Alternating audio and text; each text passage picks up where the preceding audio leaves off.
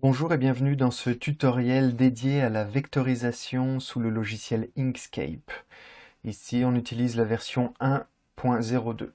La vectorisation est souvent un passage obligé avant l'utilisation des machines dans un Fab Lab, que ce soit pour utiliser la découpe laser, la fraiseuse à commande numérique ou bien même la production d'un objet 3D à partir d'un croquis réalisé à la main.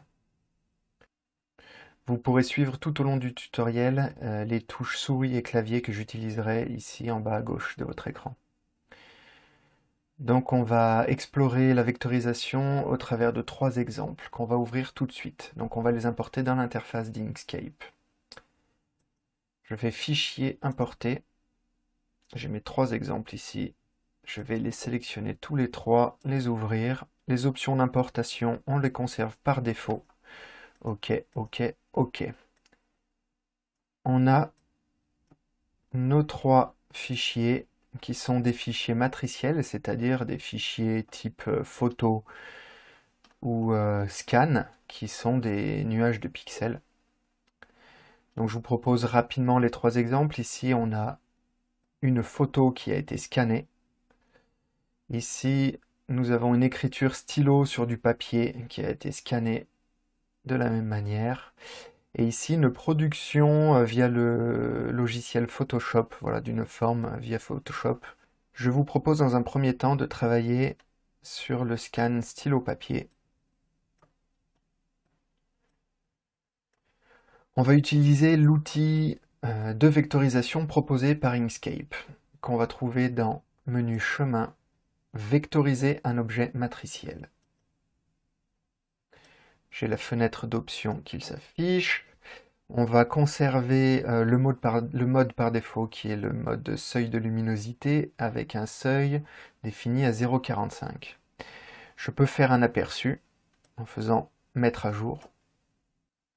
Là, je vois que la production va être assez pauvre en contraste, donc je vais monter tout de suite le seuil de luminosité à 0,7. Je redemande un aperçu. Voilà, là, je pense que l'entièreté du tracé stylo a été pris en compte. Je valide. Ça y est, la vectorisation a été produite. Je peux fermer mes options. Je peux déplacer ma vectorisation.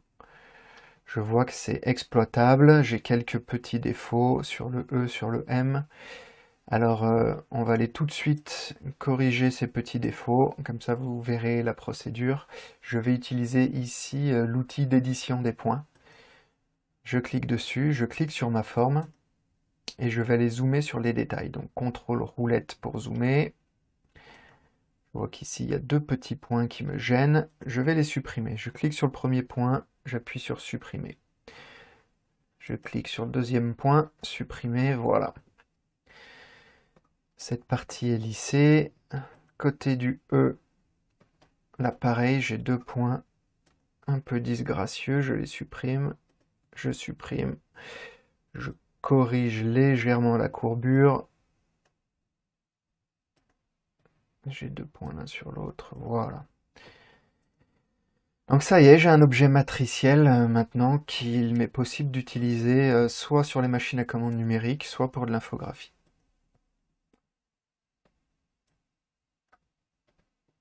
Je vais la colorer en vert, la placer sur mon dessin, et je la mets de côté. Je vous propose maintenant de travailler sur l'objet Photoshop. On a bien un objet matriciel. On va utiliser simplement la même méthode de vectorisation. Je n'oublie pas de sélectionner l'objet que je veux vectoriser. Là, on va conserver le seuil de luminosité à 0,7 et on va valider. La vectorisation a été produite. L'objet est directement utilisable. Voilà, il y a quelques petits défauts, mais grâce au contraste de l'objet de base, la vectorisation est plutôt belle. Moi, je vais vous proposer là dans un second temps de reprendre cet objet entièrement afin de lui donner une géométrie et une symétrie parfaite. Donc je vous propose de passer cette vectorisation en vert, voilà, comme ça on ne confond pas les traits qu'on va maintenant produire. Et on va utiliser pour reproduire ces traits l'outil de courbe de Bézier. Cet outil, dont les options se présentent ici, on va conserver le mode production de ligne droite. Je viens simplement recréer les 3 angles principaux de notre forme. Maintenant, je vais venir incurver le fond grâce à l'outil d'édition des points, comme ceci. Je vais cliquer sur mon point, essayer de coller au maximum au tracé d'origine. Là, on est pas mal. Toutefois,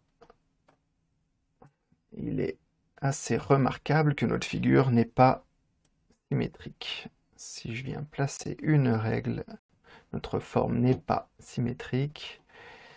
Donc je vous propose de découper cette forme en deux afin de créer un effet miroir et d'avoir une forme parfaitement symétrique. Donc là, je vais découper cette forme à l'aide d'une autre forme. Tout simplement, je vais créer un petit rectangle, sélectionner mes 2 objets, je vais passer par la fonction chemin, division de chemin. Voilà. J'ai ici les 2 moitiés. Je peux supprimer celle que je ne veux plus. Je vais prendre la première, je la copie et je la colle. Tout simplement, CTRL-C, CTRL-V. Et là, j'applique un petit effet miroir. Horizontal. Et je viens coller mes 2 formes. Voilà, maintenant ces 2 formes, je vais simplement les réunir pour qu'elles ne deviennent plus qu'un seul objet. Donc je les sélectionne toutes les 2 à l'aide d'un rectangle de sélection, chemin, union. Voilà, j'ai une forme à la géométrie parfaite et à la symétrie parfaite.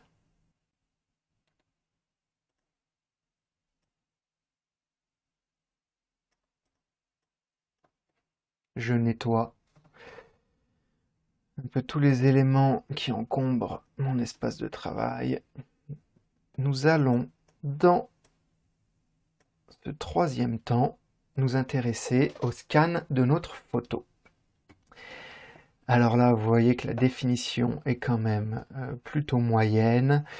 Les contrastes sont vraiment mauvais. On a du marron foncé sur du marron clair. On va voir ce que ça rend. Je sélectionne mon objet. On va partir sur l'interface de vectorisation. Je le mets à jour. Alors là, voilà, ça va me sortir une vectorisation toute noire. Essayons de passer sur du 0,3 de seuil de luminosité. C'est beaucoup mieux, mais à mon avis, ce sera inexploitable. On va se retrouver avec une foultitude de points qu'on ne saura pas exploiter. Donc là, Inkscape est en train de générer l'ensemble de ces points. Ça prend un peu de temps. Ça y est, la production est faite. Alors que faire de ça? Eh bien, pas grand-chose. Alors je vous propose, moi, comme tout à l'heure, de venir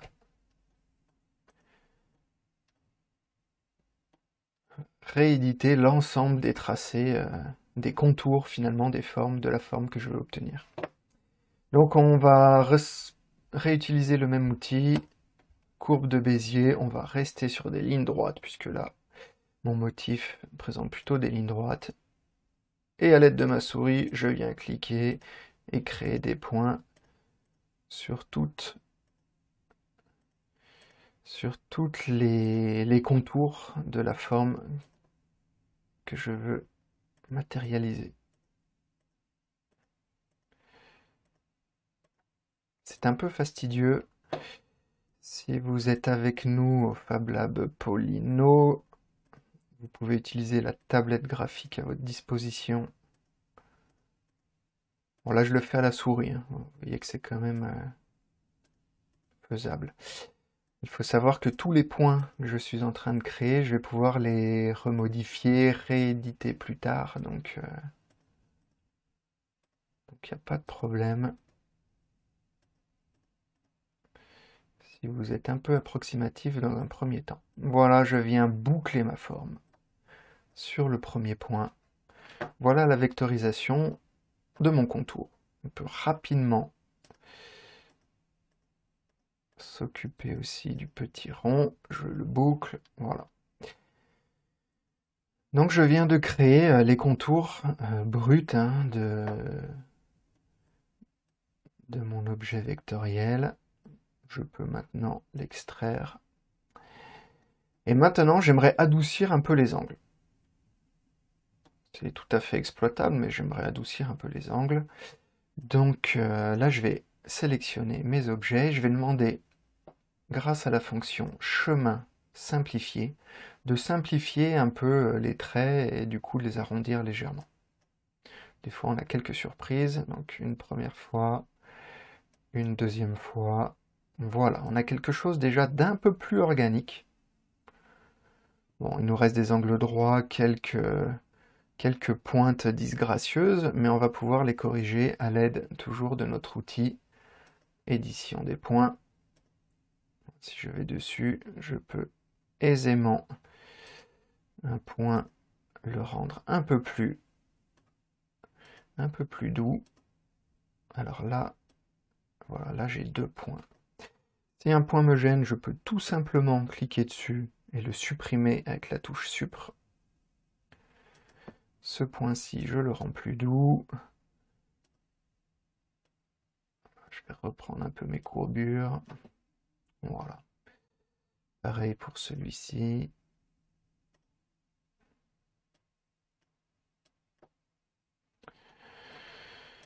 Donc voilà comment j'ai pu reprendre les contours de ma photo.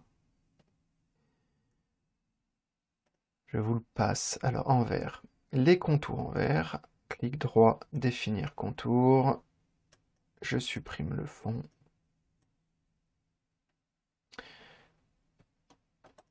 Et voici la vectorisation de notre troisième objet.